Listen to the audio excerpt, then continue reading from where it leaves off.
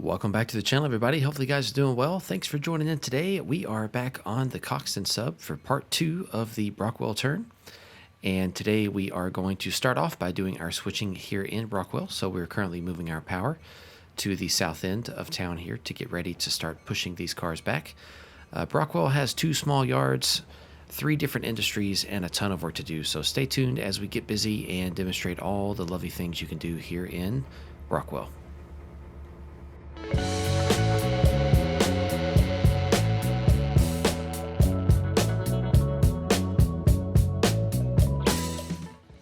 All right, so on the south side of Brockwell, we have a 4-track yard here. This yard is mostly for through trains to drop off cars to be set out in Brockwell. And so whenever our Brockwell turn comes into town, it immediately goes into this yard, gets on the south side of everything, and shoves all the cuts to the north side of town, just to kind of get it away from the main, get into our secluded work area where we have some more space to do some switching and get things sorted out for the different industries. Typically, the first industry that we work is the paper mill. And here in just a second, as we continue to push to the north here, you will see why we're going to work the paper mill first. But that mostly has to do with the structure of the yard here. It's not very big. Also, as you're shoving back, most of the cars that you're shoving are actually behind you, which makes it really easy to switch the paper mill. But quick detour to do some rail fanning. We have an incoming Santa Fe grainer coming through.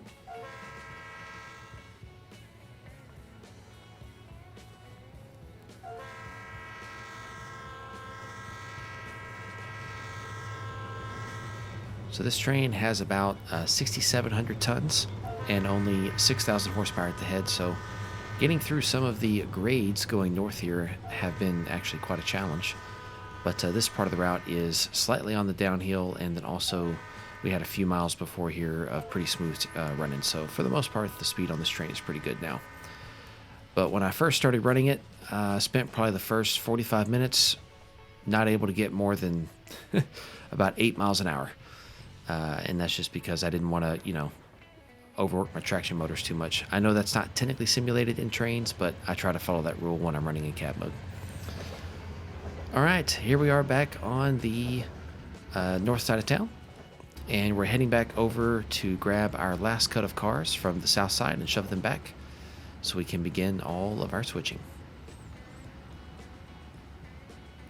This is definitely the busiest part of the Brockwell turn once you get into Brockwell.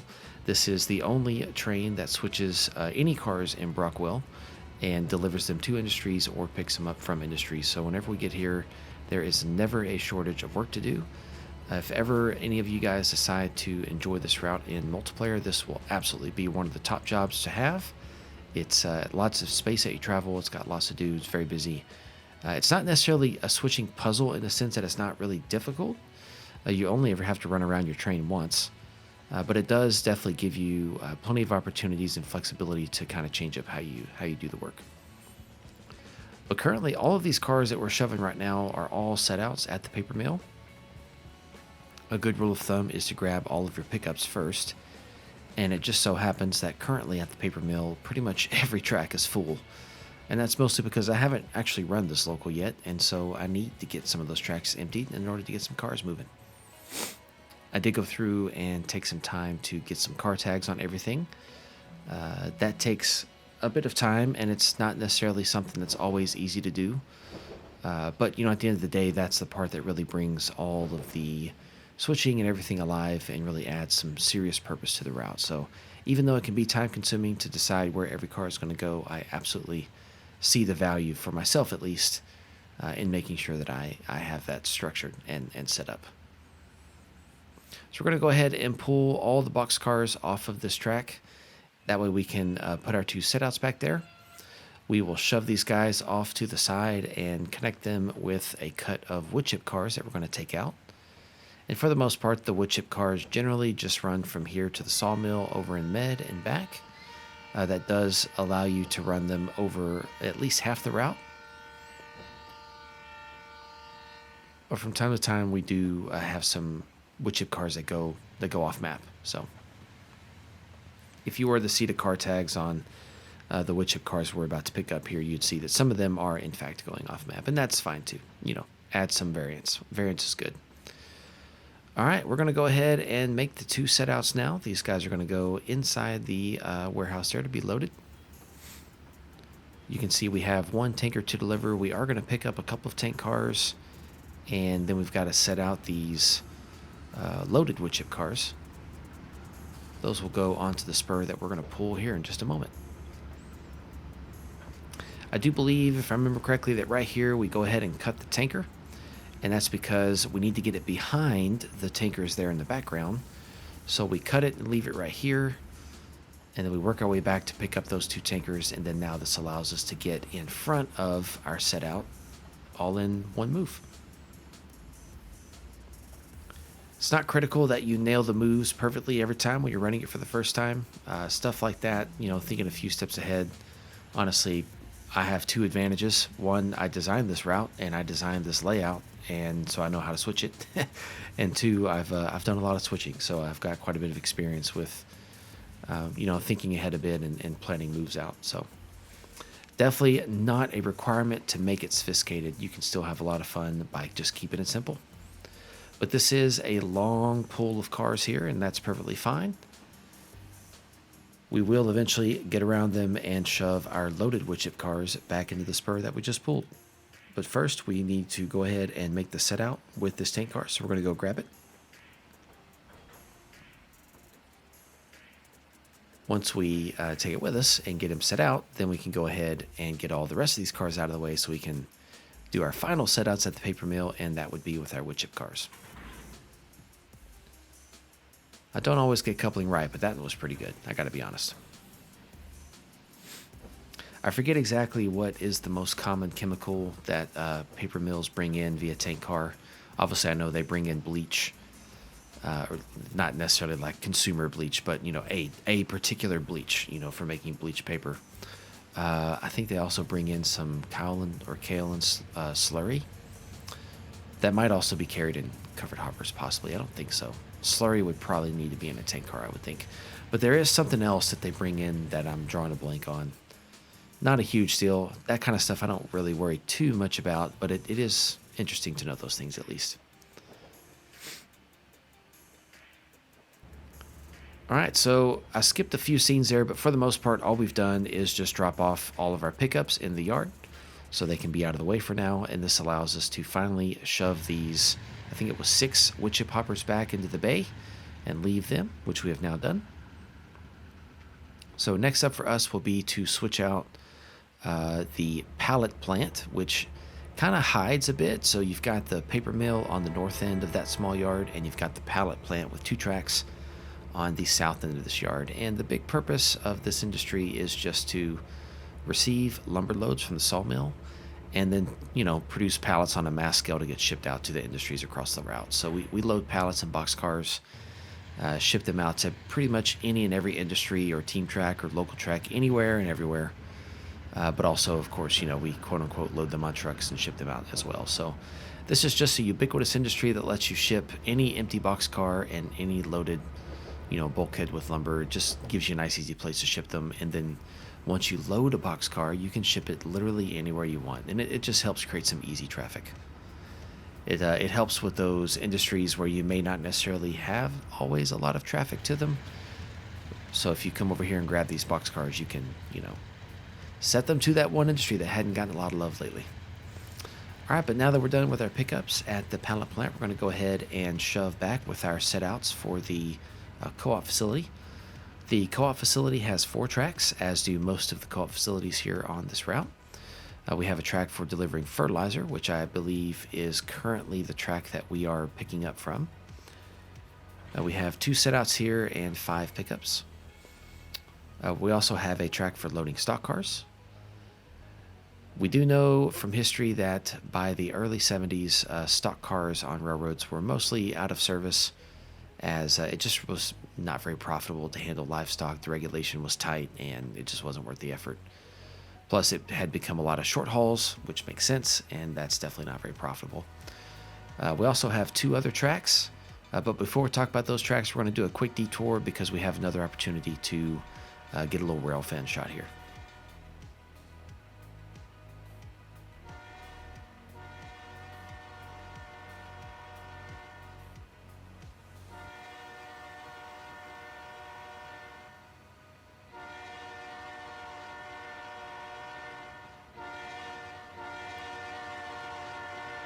So this is the reefer train coming back south from the Little Rock Junction, and it is loaded this time.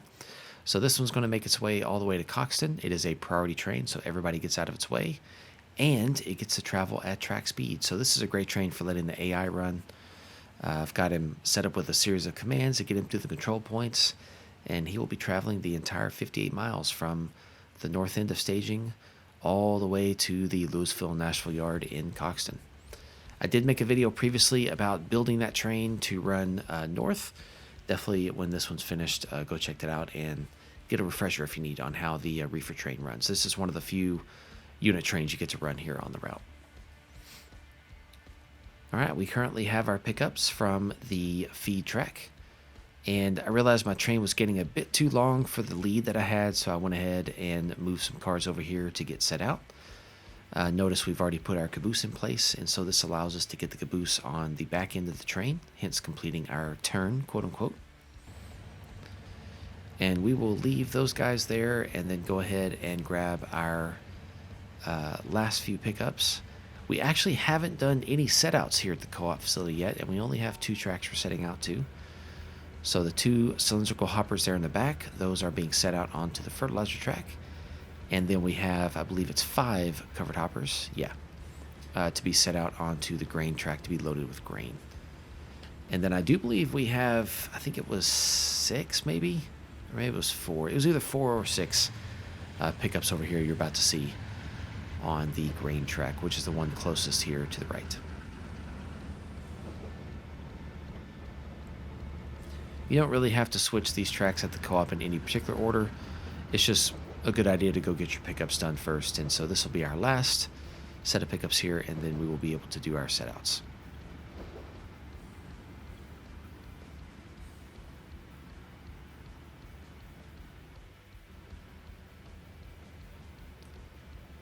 All right, here we go, backing up to connect with our setouts.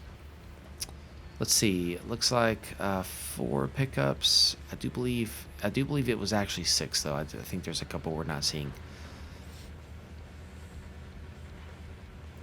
But our last move here at the co-op is to pull forward and get these 5 cars shoved back into position, and we will leave them there.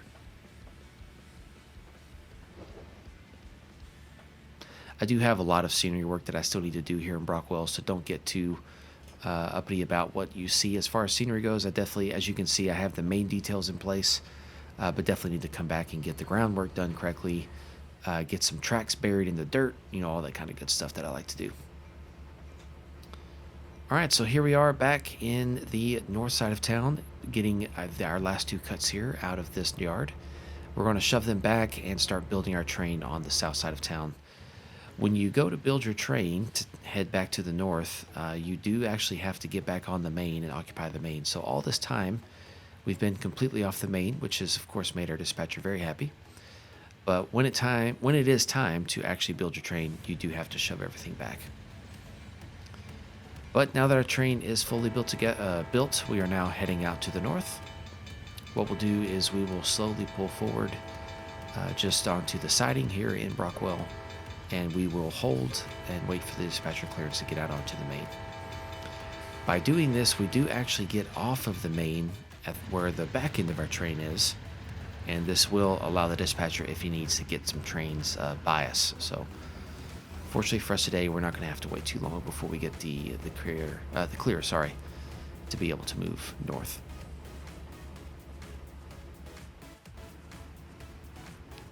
But here we are pulling up right up to the signal in order to wait, and we will wait right here until set to go.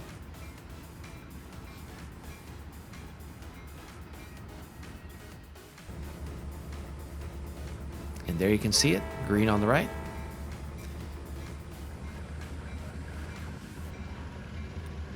Typically when I get started, I'll go into just notch 1 and pull the slack out. But most of the slack here I had actually already pulled out in an effort to get the train stretched before we started going. So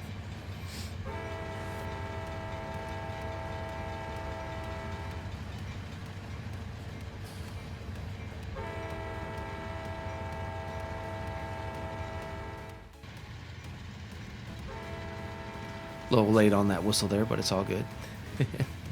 So we are still limited to 40 miles an hour, no matter what the track speed is. Obviously, you should never exceed the track speed, but if the track speed exceeds 40, we are not allowed to. I do believe when I was running this later, I did get up to 45 at one point and definitely got a little butt chewing from the dispatcher, so I had to bring my speed down. Just trying to make up time, you know?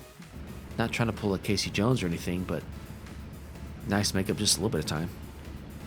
I gotta be honest, I do still like this cab. I think the cab looks really good, honestly. I know some of you guys might disagree, and that's okay. I like it. I think it looks good. Now, to be fair, I will let you guys know that when this train heads back north, typically, if you have any cars in Brockwell that go to Castlegate, typically it's good to go ahead and set those out in Castlegate. We do have one car that we're going to set out in Castlegate, plus we have a few we need to pick up. And then when you get to Moscow, if you have some cars to pick up, which you typically do, although we won't today, it's also normal procedure if you have some Moscow cars grouped together to go ahead and get them set out there in Moscow as well. I will be honest though, typically what I do is I ask the quote-unquote dispatcher how much time he'd like me to eat up his main. And if he tells me that he's got some trains he needs to get through, then typically in Moscow we just do our pickups and we get out of his way. The reason for that is because when you pick up all these cars in Brockwell, they're not blocked. And so it makes the switching maneuvers quite slow actually. And so a lot of times what I plan to do in the future is just grab the cars from Brockwell, you know, set them out in Castlegate because I can technically get on the siding. But then when we get in Moscow, you know, all that switching is done off the main. I think in Moscow we'll just do our pickups and get out of the way. And then when the local runs the next day, it can deliver all those setouts to Moscow. I think that's how I want to do it. Naturally, with any sort of operational plan, as you operate it and test it, that might change. So I didn't talk about it there, but we did actually kick our set out pretty fast, actually. And then here we have come and picked up our last few cars that are going to leave here. So these cars actually were already waiting for us when we came back through in part 1 of this train, which was in a previous video. But naturally, we don't want to take them with us to Brockwell if we're going to just have to bring them back north. So we just left them there, and now we're taking them with us. We are going to go ahead and wrap this video up here probably within the next minute and a half or so. The only thing left for us to do is put our train back together, and then we will head north. And since we don't have any work to do in Moscow, there's nothing really for me to show there. The only thing this train's going to do is go back to the yard in Johnsville, and then the yard crew there will bring it up to the hump and start humping it. So get all the cars broken up and put on their tracks. I do need to make a video showing how to run the hump yard.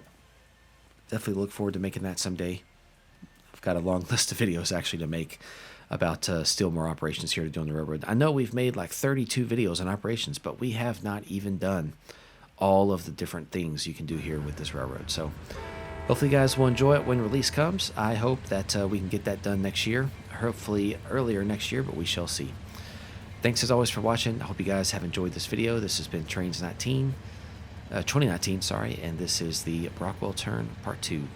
So I'm DH, and I will catch you guys next time. Thanks for watching.